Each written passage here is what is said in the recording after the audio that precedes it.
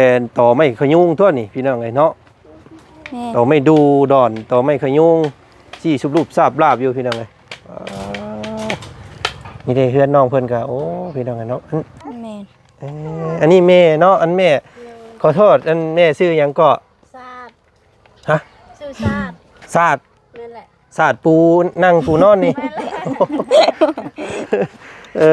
สื่อศาสตร์จักปีเลยแม่30 ปลาย30เท่าไรก็35นั่นแหละหวายมันก็สิเพิ่นเอามาสะสมไว้เนาะต่อไม้ยังอันนี้น้องล่ะไม่ดูไม่ลายทุกพี่น้องอาชีพปูปางงางถ้าผู้ใดสนใจอยากซื้อมาเด้อพี่น้องเด้อเฮือนน้องกันจันเพ็ญเพิ่นเนาะไม่ประดูอย่างดีเพิ่นไปขุดไปหยังได้ก็เอามาสะสมไว้นี่มีแต่ต้นงามๆเลยพี่น้องก็เป็นรูปกวางรูปหยังก็มีเนาะเพิ่นมักซื้ออยู่ได้อันส่วนหลายในเมืองเพิ่นซื้อเอาไปอยู่หน้าห้านหน้าหยังได้นี่พี่น้องเนาะบ่ได้เป็นนะพี่น้องลูกก็ข้าวน้องแน่แม่ไปเรียกมือเฮียนมือบ่จักปีแล้วผู้นี้2 ปีก็แม่นบ่แม่นแหละอันนี้4 ปี4 ปีพี่น้องเนาะอันนี้2 ปีไปผู้นี้แหละมักอันบ่สบายเนาะแม่นแหละมันไข่แต่น้อยไข่ตลอดเลยแต่มันเกิดมาโอ้พี่น้องลายนักมันไข่ลงหำนี่แม่ก็เลยอุกใจข้าวกินก็บ่มีลูกก็ไข่ไปตรวจแล้วเพิ่นหมอเพิ่นบอกบ่ว่ามันใส่เลื่อนใส่นั่นเนาะเช้านี้ค่ะก็มาตรงหมอไดโปมื้อเช้านี่เพิ่นใส่ลงหำอ๋อ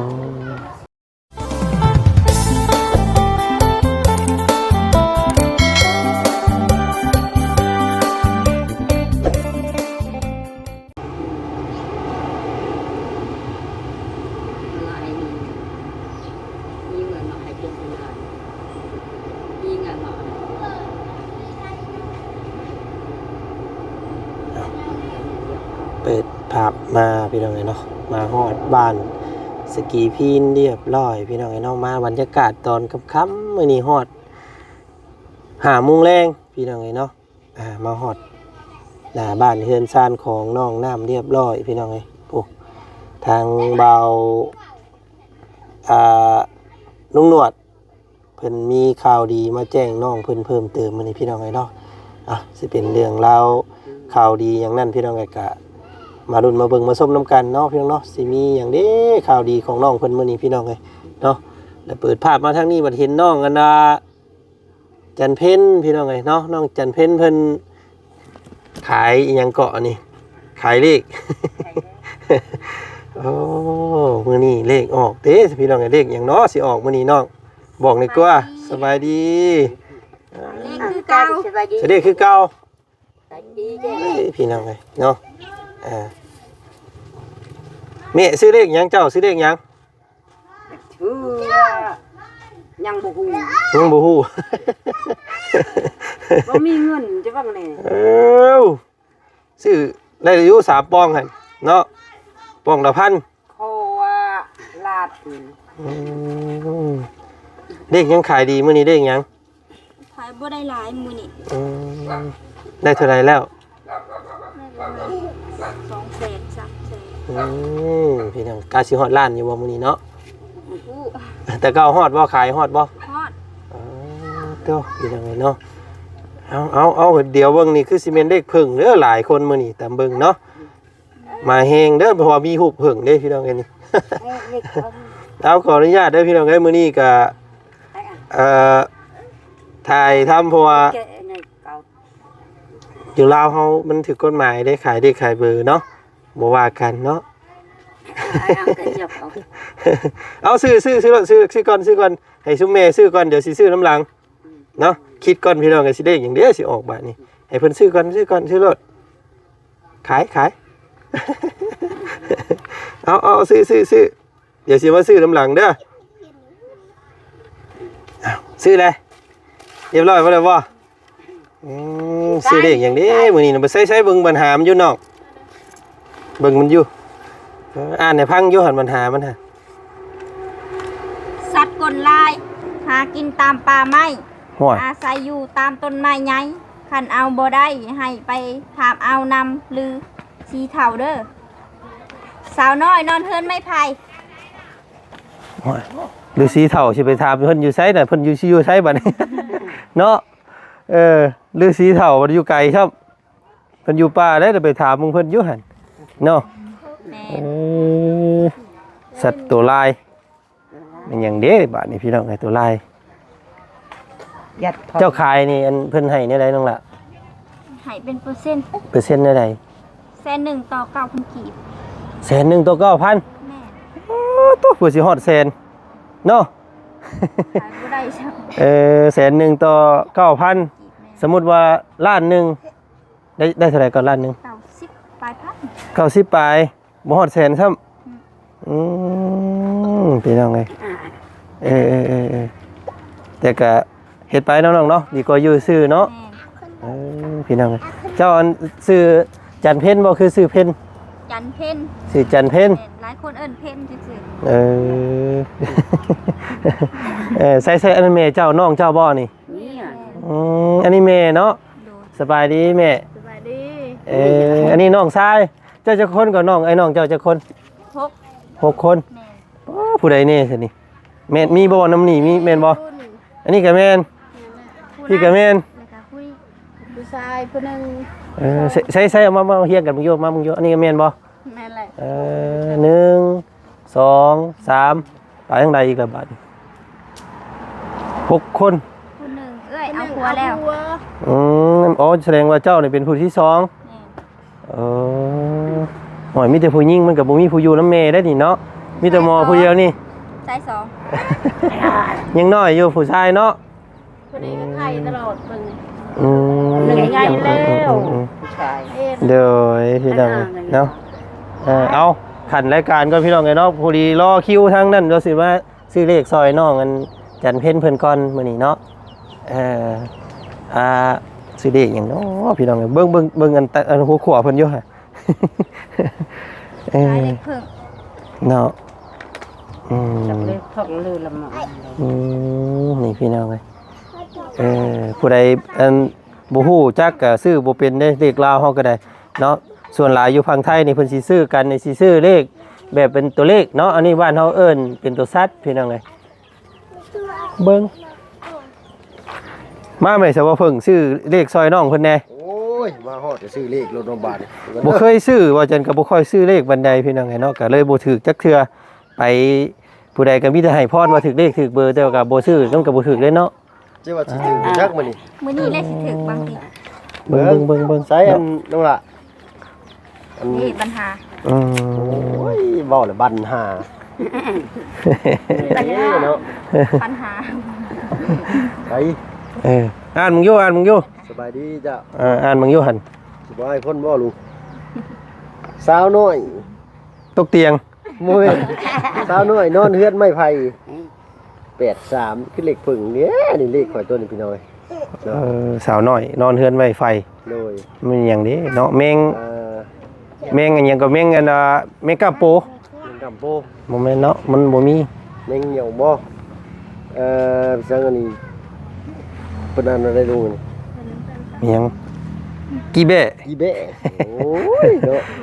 เอาบ่เชื่อปัญหาหรอกบ่เชื่อหรอกเอาเดี๋ยวสิซื้อไปด้วยตัวเองนี่แหละสิซื้ออันว่าเอาเลขกันขี้เข็บเอา จะตามตุนมา ขี้เข็บซะ อันที่เข็บ คมเอาบ่ได้ โอ้พี่น้องไอ้น้องเพิ่นสิฮอดล้านอยู่บ่เนาะขายมื้อนี้บ่ได้ฮอดแสนหนึงซ้ำได้แล้วว่ะเนาะได้ล้านหนึงก็ได้90กว่าพันหนึงว่าซั่นพี่น้อง ซื้อบัตรซื้อขนมให้น้อง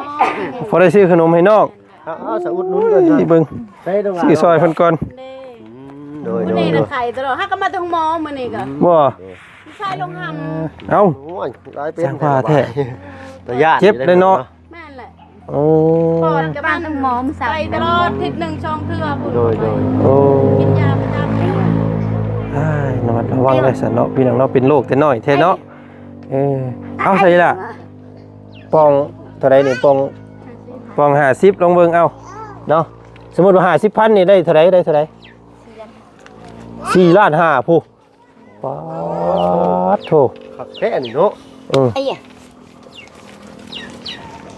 เอาคำว่าถึกนี่สิเอาให้รถ เฮงเด้อ ขอให้ถึกเลขนึงเลย บ่อันบ่เบิ่งพนันก่อนคำบ่ถึกนี่สิให้น้องเพิ่นเท่าไหร่ก็ ครึ่งหนึงบ่แบ่งครึ่งบ่ บ่ดอก เช่นหนึ่งร้อย เอาให้เลยอัน500,000เอาตำถึกเอา ด้วยถึกเด้อ เอาจื้อไปเด้อนี่เด้อคำออก002060นี่แม่น เก็บบ่ แม่นน้องเพิ่นมาเอารถน้ำอ้าย500,000กิบ จะขี้เก็บบ่ แน่น ถ้าว่าเขาสิซื้อขี้เก็บจะซื้อเลยก็ยาเลยซะ อ๋อ เอาเลขเม่งพึ่งกับเลขเม่งกระเบื้อ ไม่เบื่อบ่ โดยจักฮู้เลยฮะ นี่นะเลย ข่อยชื่อบ่ร้ายดอกข่อยเนาะ เอาซื้อเลขคือชื่ออันให้พี่น้องเบิ่งก่อนมื้อนี้พี่น้องเอ้ยสนับสนุนน้องเพิ่นอาชีพน้องเพิ่นเนาะเพราะว่า โอ้ น้องเพิ่นก็บ่มีเวียกเฮ็ดพี่น้องเอ้ย หก อาศัยแต่มื้อ ก็ได้ อาศัยแต่มื้อเลขออกเนาะพอได้ขายพอได้ซื้อขนมให้น้อง ตามทิพย์ตัวว่ะ30,000ไปหน่อยเนาะอันนี้เอาไว้ซื้อกันซื้อขนม เพลงเด้อ เอาซื้อเลขยังเจ้าฮะเพิ่ง เลขพึ่งกับเลขเม่งกระเบื้อ โอ้ ว่าสิซื้อเลขขี้เก็บเจ้าซื้อเลยก็ก็เลยอันยาซะเนาะ พี่น้องไอ้อยู่ใส่ก็เพื่อนน้องเจ้าน้องหล่ะบ่เคยเห็นจักเทื่อได้นี่ นี่แหละ อันนี้ แม่นแล้ว โอ้นึกว่าเพื่อนเจ้าอยู่ทางใดได้นี่พี่น้องไอ้เนาะเห็นแต่มานั่งขายอยู่นี่ก็บ่ได้สร้างถามเพื่อนถามซ่านจักเทื่อเนาะพี่น้องไอ้มีหลายคนอยู่ได้ว่าอยากเบิ่งเพื่อนเจ้าไปพาเบิ่งได้บ่หน่อยหนึงได้เนาะ โดย บ่ให้กันที่เนาะ บ่ ไปเนาะพาอันกับน้องกับแม่เจ้าย่างไปพุ่นหน่อยหนึงไปเนาะเดี๋ยวอันผู้ใดซื้อก็นั่งท่าเด้อหน่อยหนึง โอ้อันนี้พี่น้องไงเฮือนซ่านเพิ่นเนาะโอ้นี่นี่บ่เป็นหยังเนาะเพิ่งเดียวอันนั่นก็ได้อ๋ออยู่กันเจ้าคนน้องนี่เอาอันนี้ไม้เจ้าเด็กนิดนึงเนาะมันบ่ได้ยินเสียงเพื่อนใกล้ทางอยู่เด้เฮือนเราก็ได้พี่น้องโอ้เป็นทางเข้าทางออกเฮาประจำนี้ใส่นี่เนาะพี่น้องเราเฮือนเนาะ แม่น อยู่กันเจ้าคนก่ออยู่นี่ กับพ่อกับแม่7คน ลูกยังแม่น 6พ่อ7แม่เนาะอันเอ้ยเจ้าเอาเพิ่นเอาผัวได้ลูกแล้ว ได้แล้วผู้หนึงมีหลานผู้หนึง เพิ่นเอาผัวอยู่บ้านใดน้องล่ะอันเอ้ย อยู่ เจ้า เซแดน อ๋ออยู่พุ่นเนาะ แม่น ยังอยู่7คนอยู่นี่ป้าไปเบิ่งอยู่หน้าบ้านหน้าซองเบิ่งอยู่ครับพี่น้องเอ้ยแม่นบ่เลยบ่เลื่อนเจ้าฮอดทางเพิ่นบ่ แม่นนี่ฮอดทาง ทุกพี่น้องเอ้ยห่วยอ๋อมีแต่ต่อไม้ขยุงทั่วนี่พี่น้องเอ้ยเนาะ แม่น ต่อไม่ดูดอนต่อไม่ขยุงจี้สุบรูปทราบลาบอยู่พี่น้องเลยนี่ได้เฮือนน้องเพิ่นก็โอ้พี่น้องเนาะเจ้าก็นอนอยู่นี่บ่แต่ละมื้อ แม่น แต่เก่าคือว่าเห็นอันส่วนหลายคนอยู่พี่เพิ่นสิมักไปนอนเฮือนหมู่เฮือนหยังสิแม่นบ่ เคยนอนเพิ่นเองเลยนอนเพิ่นเอง บ่ได้ค่อยไปนอนนำบ่นำเฮือนสาวหยังก็สาวเฮงสาวน้องน้ำ บ่ น้องอันดาน้อยสิบ่ได้เคยบ่มีแต่นอนเฮือนตัวเองเนาะ แม่น อันนี้แม่เนาะอันแม่ขอโทษอันแม่ชื่อหยังก็ ซาด ฮะ ชื่อซาด ศาสตร์ นั่นแหละ ศาสตร์ปูนั่งปูนอนนี่ สื่อศาสตร์จักปีเลยแม่ 30ปลาย 30เท่าไหร่ก็ 35นั่นแหละ หวายมันก็สิซ้ำบ่จันนี่ตัวซะนี่เนาะแล้วรุ่นลูกข่อยตัวเจ้านี่ เนาะเอ้ยเพิ่นก็ประมาณ30กว่าปีพี่น้องไงเนาะพออันไปทางใดแล้วพอ พอจะคนไปไทยละไป อืม บัวมา ไปให้เวียกไปนั่นน่ะเนาะหาอยู่หากินเนี่ยเนาะ โดย อันนี้เพิ่นเอามาขายบ่แม่อันต่อสรุปสำราบนี่ มีผู้ซื้อสุดท้ายหรือว่าพอได้ซื้อเกลือให้หนูมากิน อันนี้ เบิ่งขออนุญาตเบิ่งหน่อยเด้อขออนุ เฮา ญาต ยังน้อยเลย เพิ่นเอามาสะสมไว้เนาะ แม่นพ่อ ต่อไม้ยังอันนี้น้องล่ะ ไม่ดูไม่หลายสิ ทุกพี่น้องอาชีพปลูกปางงางถ้าผู้ใดสนใจอยากซื้อมาเด้อพี่น้องเด้อเฮือนน้องอันจันเพ็ญเพิ่นเนาะไม่ประดูอย่างดีเพิ่นไปขุดไปหยังได้ก็เอามาสะสมไว้นี่มีแต่ต้นงามๆเลยพี่น้องก็เป็นรูป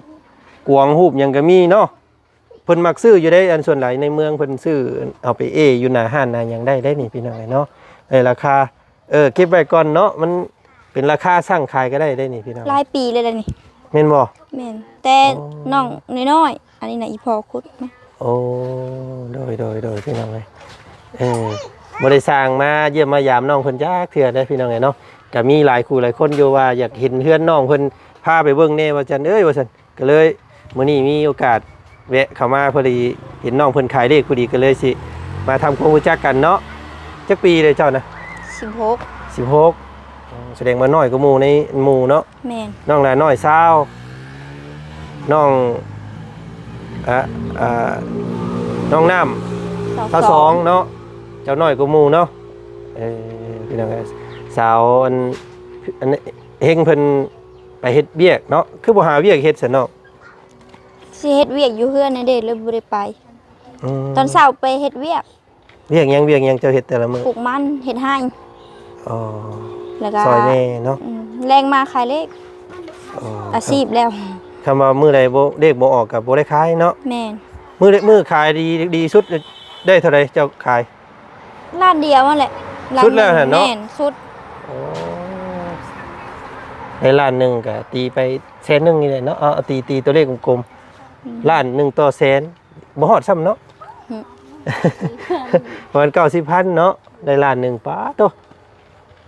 สมมุติว่า 1,600 พี่น้องไอ้ล้านหนึงเนาะ 1,600 น้องเพิ่นก็สิได้อยู่ประมาณ100กว่าบาทเนาะประมาณ100กว่าบาทแต่ก็มันดีกว่าอยู่ซื่อๆเนาะหันก็ได้สำนั้นก็ถือว่าโอเคได้มันคะแนนมีคู่มือได้นี่ก็ได้เมื่อก่อนว่าจันก็เคยขายคือกันขายเลขคือกันเนาะเลขหยังฮู้เบิดอยู่ก็ได้ไล่กลัวอยู่แต่เก่ามันเป็นอันหมู่บ้านใหญ่อันนั้นเนาะอันนี้หมู่บ้านน้อยเนาะอันบ่ได้ไปขายทางอื่นทางหยังบ่ซะ บ่ รถรางสิขี่ไปนี่แหละเนาะยากเนาะ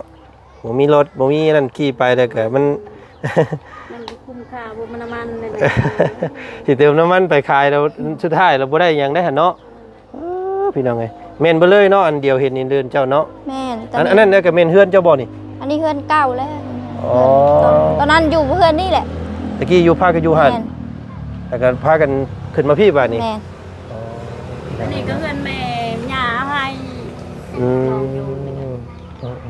เพื่อนแม่แป้นแม่กระจะตะกี้อันนี้ แต่ว่ามันก็เนาะยังปงเยี่ยมน้องเพิ่นก็ยังบ่ได้นั่นซ้ำได้พี่น้องเอ้ยเนาะเอาแพข้างไว้ซื่อๆเวลาฝนตกมันบ่เปียกบ่โทบ่เนาะ เปียกมันซอดบ่ได้บ่ ชอดมันนี่นะ อันเฮือนครัวเจ้าได้ซะ บ่มี เฮ็ดกินอยู่หลุม นี่แหละ เฮ็ดอยู่ลุมเวลาอันห้องน้ำห้องในได้มีบ่ บ่ ทายป่าบ่มี ไปป่า เล่นพาอยู่ป่าคือน้องน้ำ แบบเดียวกันเลย แม่น พี่น้องไอ้เนาะห้องน้ำเพิ่นน้องน้ำเพิ่นก็ยังบ่แล้วซ้ำพอได้เล่นเข้าน้ำกันแน่เนาะ ที่ถามในโมเมนต์ยังได้พี่น้องไอ้ปวดห้องน้ำเนาะเวลาเฮาอยากถ่ายนักถ่ายเบาเลยมันโอ้ยอยากได้เล่นไปพุพี่น้องไอ้เนาะบ้านดงพุโอ้ยังแสดงว่ายังแบบพึ่งพาธรรมชาติอยู่เนาะน้องเนาะมียังสกินแรงมือแรง จักคือกัน ฮะ ยังบ่ได้เฮ็ดกินซ้ ยังบ่ได้เฮ็ดกินซ้ำพี่น้องไอ้เอานอกจากว่าน้องเพิ่นเคิกเวลาขายเลขใช่ไหมจักพี่น้องไอ้เอาอันมื้อนี้อ้ายมีเนาะพากินมีตางเข้าก็ได้กันเด้อเนาะบ่มีแนวกินให้ซ้ำมื้อนี้ มีแก๊สหนึงเด้อ ขอบใจเด้อ เนาะพี่น้องไอ้บ่มีหยังให้เลยอ้ายก็สู้ๆเนาะสักมื้อสักวันเจ้าอาจสิมีเวียกมีงานที่ดีกว่านี้เนาะจักสิเฮ็ดจังไดหาเวียกยากคือหยังอยู่พี่เนาะอยากไปทางอื่นก็มันบ่อยากป้าแม่เนาะ แม่น น้องก็ยังน้อย เบิด ำจะบ่มีไปเฮ็ดเวียกซอยแม่ เอ น้องก็ยังน้อยน้องคนนี้จะไข่ตลอด เอามายืนเที่ยงแม่มึงอยู่ที่ถ่ายรูปเบิ่งก่อน อันนี้น้องสาวเนาะ นั่นแหละ บ่ได้เข้าโรงเรียนบ่ เขา ปอได้แล้วลูกล่ะอยู่ปอยังบ่ซี่เขียนชื่อตัวเองเป็นอยู่บ่ บ่ได้เป็นนะ เอ้ยพี่น้องเอ้ย ลูกก็ข้าวน้องแม่แม่ไปเฮ็ดเวียกมือเฮียนมือบ่ จักปีแล้วผู้นี้ 9 ปี เอ้าปีสิซ้ำกับผู้นี้ได้อนี่เนาะ 9 ปี 9 ปีเนาะ น้องชายติดเฮา อันนี้9ผู้นี้ก็แม่นบ่ แม่นแหละอันนี้4 ปี 4 ปีพี่น้องเอ้ย อั เนาะ นนี้2 ปีไป ผู้นี้แหละมักอันบ่สบายเนาะ แม่นแหละ มินไข่แต่น้อย ไข่ตลอดเลยแต่มันเกิดมา โอ้พี่น้องเอ้ย ลายนักมันไข่ลงหำนี่ อ่า แม่ก็เลยอุกใจข้าวกินก็บ่มีลูกก็ไข่ ไปตรวจแล้วเพิ่นหมอเพิ่นบอกบ่ว่าใส่เลื่อนใส่นั่นเนาะ เช้านี้ค่ะก็มาตรงหมอ ไดโปมื้อเช้านี่เพิ่นน่ะใส่ลงหำ อ๋อละยังน้อยยังนมอยู่ก็ได้เนาะมีแต่โรคแต่ภัยแท้พากันเข่งขัดปิ่นปัวเพิ่นเด้อสายันว่าเป็นไปหน้าได้เนาะ แม่จะ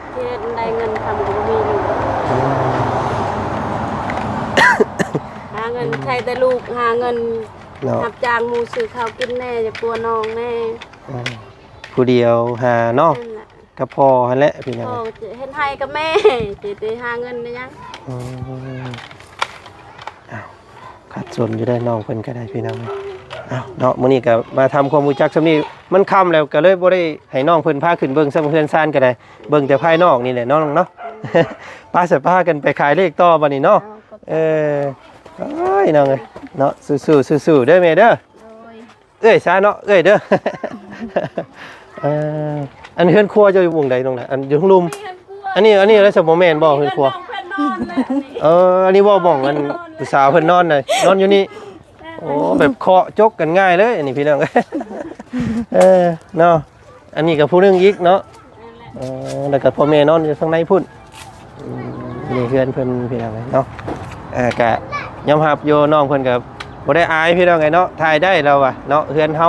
เนาะน้องเนาะ แม่ บ่เป็นหยังพ่อแม่เฮาสร้างแล้วเฮาภูมิใจแล้วล่ะสำนี้ก็ได้เนาะ สักมื้อสักวันเจ้าอาจสิมีเฮือนหลังงามกว่านี้เนาะ โดย สู้ๆขายเลขบัดนี้มาเด้อซื้อเลขหรือว่าจังได๋เป็นภาษาเจ้า เจเล็ก เจเลขเลยเจ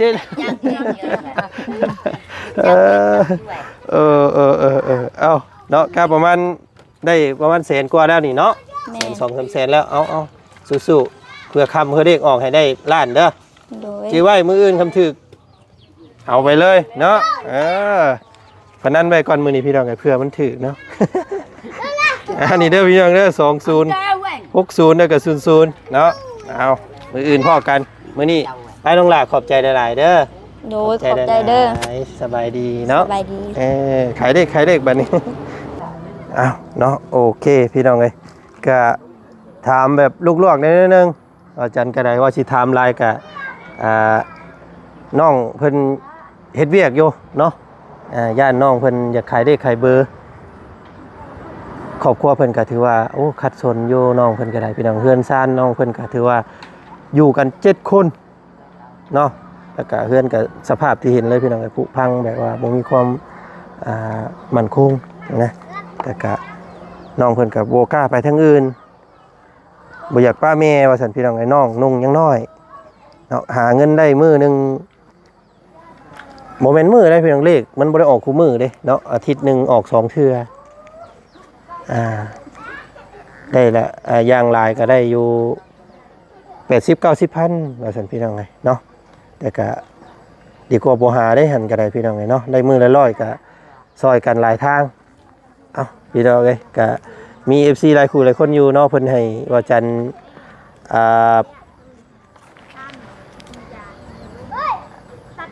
ถ่ายท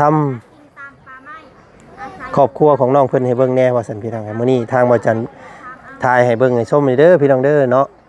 พอคร่าวๆแต่ว่ามีแต่ต่อไม่ประดูเด้อเฮือนเราป้าโตสี่สรุปปราบอยู่พี่น้องไงเนาะได้เงินหลายเติบได้หันขายเนาะโอ้เอาพี่น้องไงน้องมื้อนี้ทางว่าจันก็สิขอจบคลิปเพียงสำนี้ก่อนเป็นกำลังใจให้สาวจันเพ็ญเนาะคนสู่ชีวิตไม่ใช่ซะพี่น้องน้องเพิ่นก็ยังโสดเนาะเป็น16 ปีพี่น้องน้องกับบ่กล้าเอาลูกเอาผัวยังบ่อยากป้าพ่อป้าแม่ว่าเนาะเอาจังได๋ก็ขอให้เพิ่นพบพ่อคนที่ดีแล้วกันเนาะเป็นกำลังใจให้มื้อนี้ไปแล้วพี่น้องสบายดีเนาะสุขสุขคนไป